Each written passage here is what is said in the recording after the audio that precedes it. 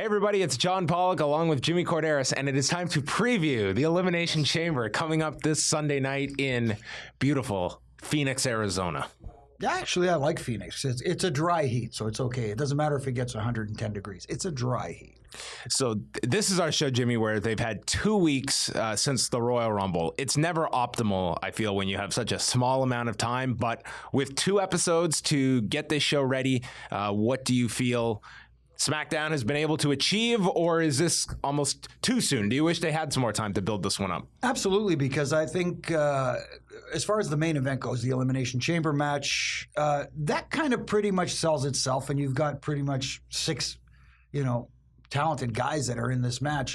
In a kind of match that very rarely disappoints. Like it's typically a very good match. And given the talent in this one, I expect this will be a very solid, 30-minute match or so. Exactly. But the problem for me is the undercard. And they've kind of stacked the chamber match to the point where the undercard is suffering. As far as name value goes, I think Luke Harper and Randy Orton will have a good match. I think there are going to be some other good matches on the card, but at the same time, it's all about marquee names that are not available for the undercard. Well, let's chat about the chamber first. It is John Cena defending his recently won title against AJ Styles, Dean Ambrose, The Miz, Baron Corbin, and who am I forgetting in all of this? Okay, who we got there? Oh, Bray Wyatt. And Bray Wyatt. No, of course, Bray Wyatt, who many think is going to walk out of the chamber with the title. Do you believe that will be the outcome on Sunday? It makes perfect sense to me. I mean, people will say, well, John Cena just won the title 2 weeks ago, so why would you change it? Because it makes sense going into WrestleMania. That if that's their direction they're going, Randy Orton versus Bray Wyatt for the title makes sense at WrestleMania. And Randy Orton versus Bray Wyatt at WrestleMania would benefit greatly if the title were on the line. That being said, I think, like I said earlier, the match being stacked the way it is, having Miz and Dean Ambrose in this match takes away an opportunity for someone else to be inserted in this match to kind of like be elevated up the card. We're talking about the depth on SmackDown. This would have been a perfect opportunity for I'm just using this name out there, Apollo Crews, somebody like that to step into the chamber match, have a good showing, and maybe get over. Oh, he's got a massive match on this card, Jimmy. I guess you forgot about the handicap match we have, which we will get to later. Yeah, but what I'm trying to say is those 2 slots in particular could have been used to elevate 2 other guys in this match where they eliminate somebody of importance, and I'm just picking a name out like AJ Styles. Let's say one of these guys pins in AJ Styles. You automatically go, holy crap, this guy just pinned AJ Styles, whereas the other half will say, my God, they're burying AJ Styles. But, Much beyond just the outcome for the chamber, if you are going to have John Cena lose this title after 2 weeks, what is the way you get rid of him in this chamber match? Glad you asked. All right, you've been doing some thinking. I have a theory. We already know what the rumored matches are for WrestleMania, but I don't want to get into that. This will be my fantasy booking, so to speak. Go for it. Let's say the chamber match boils down to 3 participants left in the match, and that would be Baron Corbin, John Cena, and Bray Wyatt. Have a scenario where John Cena eliminates Baron Corbin, pins him. Okay. Before Baron Corbin exits the chamber, John Cena eats an end of days.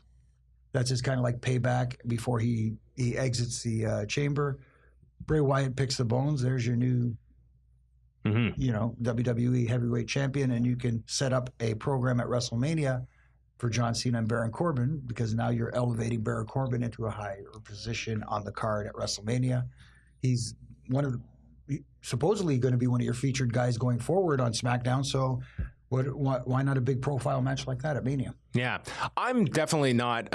I'm enjoying the Wyatt program. I think that this is something that's been well thought out, and the payoff will be, something that you can look back on and see this whole progression with Randy Orton and infiltrating the Wyatts. And I don't even have the biggest issue with the title being involved, but I will say, watching SmackDown, John Cena feels like the top guy and should be the champion going into WrestleMania. I think that the Wyatt-Orton program is going to be below whatever Cena is doing. And, I mean, you're committed to your plans. But John Cena, especially after just winning the title, I always am a fan of the title being part of the top program. That's why I'm fine with Goldberg and Lesnar ending up as the title program at WrestleMania, because that is the top program, and I think the title should be in the top program. So I guess I agree. I feel you could have got to the same ending where it's AJ that somehow gets by Cena, but the problem was it was like he had beaten Cena so many times you almost needed Cena to get that big victory over AJ. So that's the predicament you're in. But the match itself, I'm looking forward to it. I think the chamber match is one gimmick that came around that there's a lot of gimmick matches that don't stick. This is one that has since 2002 and typically are very good matches. Were you ever there for a chamber? I guess you wouldn't have been in the... You were in the structure. Yeah, I actually refereed, I want to say the one... Did you do the one in 2008 with all the monsters in it? With Viscera? Viscera, Taker, who was it? MVP was in there. Finley. It was one where you looked at the lineup and was like, how could this possibly work? And that was maybe the match where I watched. I'm like, no, this chamber, like it ended up being a very good match because you looked at this line and was like, how is this possibly going to work? Right. And it somehow did. Yeah, Batista was in that one too. The one that, and this sticks out in my mind, and everybody talks about, taking certain bumps in different structures and stuff like that. And that elimination chamber structure, especially that platform outside that surrounds the ring, is so solid and so stiff.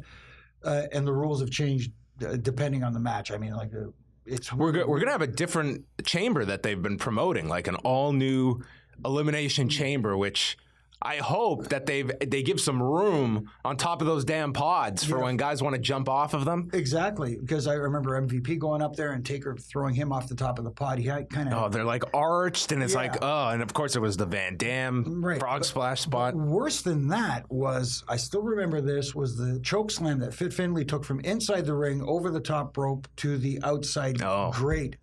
And to this day, and that was during a match where in this particular chamber match, falls could count outside the actual ring on the grate.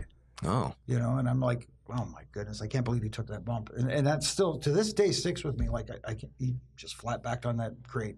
Wow. Amazing. We shall see. I hope we don't get any choke slams onto steel floors on Sunday. But the one thing they have improved on with these chamber matches is they do have extra bulletproof plexiglass, as they say. Oh, in case there's any gunfire. Oh, yeah, or in case one breaks. Yes, yeah, there's also been problems with doors over the years. Yes. I think Goldberg was the most notable one. Yes. You remember where he had to kick out of the chamber? Let's move on down the card. You mentioned Randy Orton and Luke Harper. I mean, this match, at least, this is always the challenge of the Rumble winner, is you have this bridge of a show in your February or even March this year pay-per-view, but just to get him to WrestleMania. And Luke Harper, there's at least a story. And for Harper, this is an opportunity to go out and have a pretty solid 15-minute match with a really good guy in Randy Orton. And Orton should absolutely win this match. Right. And I think it's more just going out there and being a showcase for Harper to finally have a lengthy match, which he doesn't too often get. No, and this is, like you said, an opportunity for him to grow as a character. We've noticed this past week he's actually very good on the mic if you give him an opportunity. And also, to me, he is maybe the best big man they got for in-ring talent-wise. I mean, I shouldn't disqualify the idea of doing the idea of Harper wins this match, surprisingly, and then Orton's your champion coming out of WrestleMania. You have an instant program. That's a definite direction you can go as well. It's a huge win for Luke Harper, but does it go toward? I mean, the story should be like Orton is kind of bringing down the Wyatts, which is kind of difficult because I think at the end of all of this, Orton prevails as this babyface, but at this point, he's working as a heel against Harper. So you're going to have to go back and make sense out of some of this stuff. But well, you can in a sense like.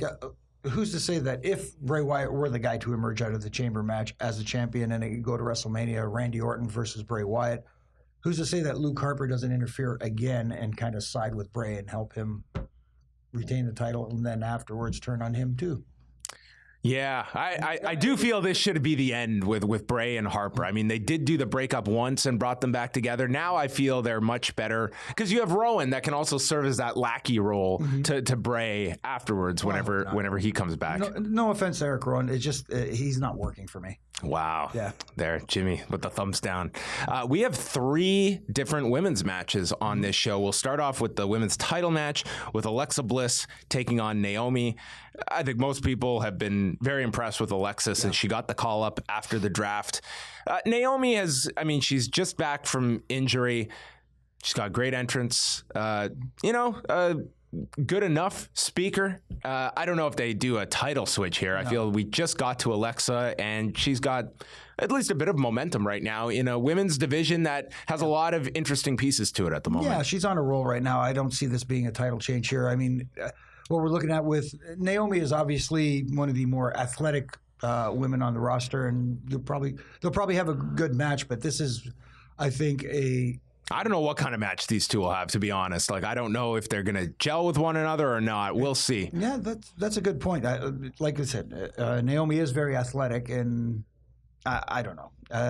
I just don't see a title change here. This is going to be more of a next step to where they're going for WrestleMania with Alexa Bliss. Do you see just some big multiple women's match at WrestleMania, or do you see one concentrated program? Well, it looks like on the Raw side, at least, it looks like it's going to be a multi-woman match at WrestleMania. And if they do another one on the SmackDown side, it's kind of like, well, they've got to fill 16 hours on that Sunday, so it's 18 actually. Oh, is it 18? Yeah, they just updated this morning. I know they keep adding to it, but you're right though. It's like going to be a lot of pre-show and stuff like that. Like there's a big build-up for like the 4-way on Raw. I think that's what we get at Mania there. Also, could definitely see a match where all the cruiserweights are thrown together. So I'm not the biggest idea of just all the women on SmackDown are put into one match. I would rather something spread out and have a title program on the show. I think just a singles match at most. Like the multiple person matches, I understand WrestleMania, you want to get everyone on the card, but it's just sometimes it's overkill. Like that one WrestleMania in 2000 where I think we had one singles match on the show, and it was the Cat and Terry Runnels. That was our lone singles match on the entire card. Everything was 4-ways, 3-ways, tag matches, battle royals. Oh my goodness! Hardcore 15-minute time limit battle royals. That was in Anaheim. Yes. Now where they screwed up the ending with the clock with the candy glass, and they had to redo it the next night on Raw. Yeah. Anyway, we're getting away from things. Going back. We're getting old. We're reminiscing about things that happened 17 years ago. Yeah, exactly. Becky Lynch and Mickie James. This, I feel, will be a good match. And given this being a SmackDown pay-per-view, we've got 7 matches announced as of now. This will probably get some time, too. I don't see any of these matches being rushed either. I hope this one gets some time because Mickie James, for all you people who chant, you still got it, she never lost it. I mean, like, come on, guys, give me a break. But this one... She just had this big, giant 7-year period where nobody knew where she was. No one had Spike TV, and no one... Where has she been all this time? It's funny how these superstars like Sting and the Dudley Boys and AJ Styles disappeared off the face of this planet for, like... the Wrestler Protection Program. I think TNA became the Bermuda Triangle of wrestling, where everybody just disappears. But no, Mickie James and Becky Lynch, I'm expecting good things in this match. I think it's going to be really good. And I think this is going to surprise a lot of people that it may end up outside the chamber match. This may be the best match on the show. Nikki Bella and Natalya is our 3rd women's match. I know that some people have not been as much into this. I think this buildup has been really good. I've enjoyed this a lot. I think this is the best work Natalya has done in almost 7 years on the main roster. I think she's really flourished here as this villain against Nikki Bella. And this started at Survivor Series, and here we are in February getting around to, I mean, they tried to do a match on SmackDown, but it was a non-finish, and now that you're getting your actual match, I think the buildup has been really solid between these two overall. I like that it's different from all the other women's matches, and then it's a fight. It feels like a genuine fight between these two people, two ladies, and it's different. I'm impressed with Nikki Bella. I think she's improved more than people give her credit for, and Natalya is just, as far as in-ring stuff goes, she's a natural. It's in the bloodlines. It's in the DNA. Her being that smarmy heel on the mic, every time she mentions Uncle Brett or something like that, want to punch the TV, and that's the reaction you want to get.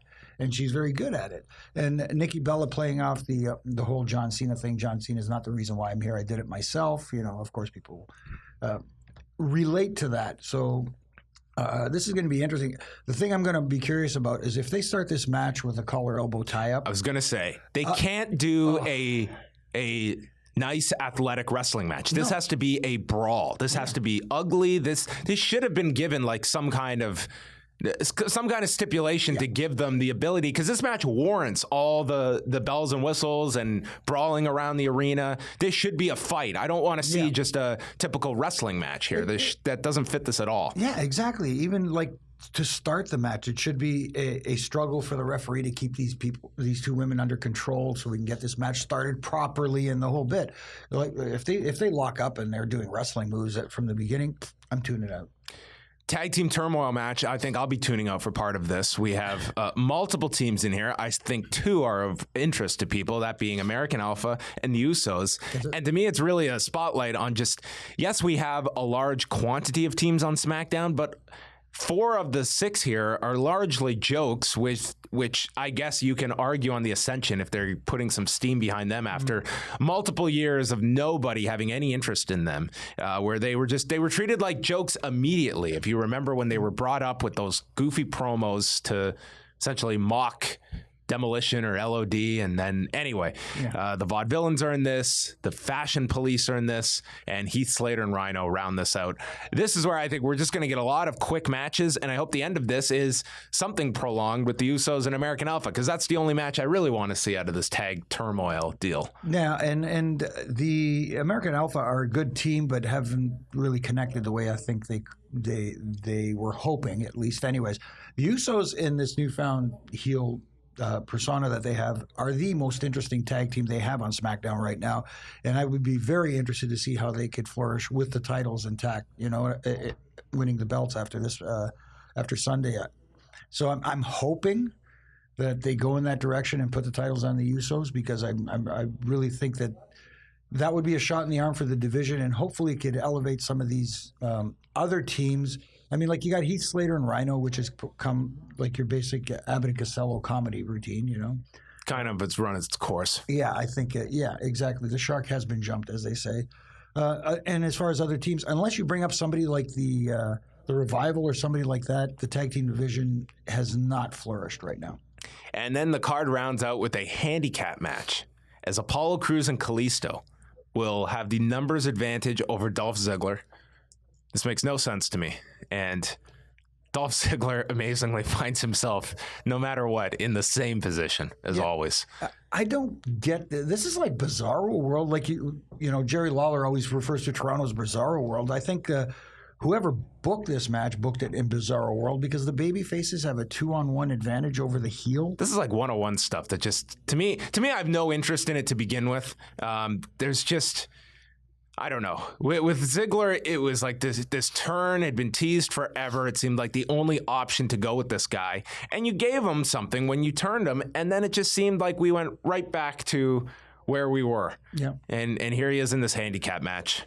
And again, going back to the general manager role of Daniel Bryan, for example, and talking the very first SmackDown after the brand split, him and Shane McMahon came out and said, it's not about us, it's about you, and it's about the talent, and but every week there's something to do with Daniel Bryan, and there's always, and as long as that focus on Daniel Bryan is there's always going to be that group of people who are hopeful that he's going to come back and have that one more match, which I don't see happening. So that's the Elimination Chamber on Sunday. There's both things to look forward to and things to not look forward to. Yeah. It's 4 hours. Definitely the latest show that does not need to be 4 hours. No. This could have been fine in 3, but nonetheless, we will get 4 hours on Sunday night. And coming out of it, probably a better idea of at least the SmackDown side of things for WrestleMania and where things are programmed in, what are the key matches on that side. And that's essentially what this show will achieve, hopefully. It's exactly. It's a bridge pay-per-view. And like you said, 4 hours may be a little bit much. I mean, we know the SS Minnow had trouble in less than 3 hours. It was supposed to be a 3-hour tour. didn't end up that way. Jimmy bringing it all together for us out there. All right, the Elimination Chamber is coming up Sunday night. Immediately after the show, you can tune into The Law at 11 p.m. Eastern Time with Dan Lavransky, Jason Agnew, and myself. We'll be running through the Elimination Chamber and taking your phone calls, and we will be back next week. We'll recap the Elimination Chamber, and then we will look ahead to Fastlane, which is coming up March the 5th.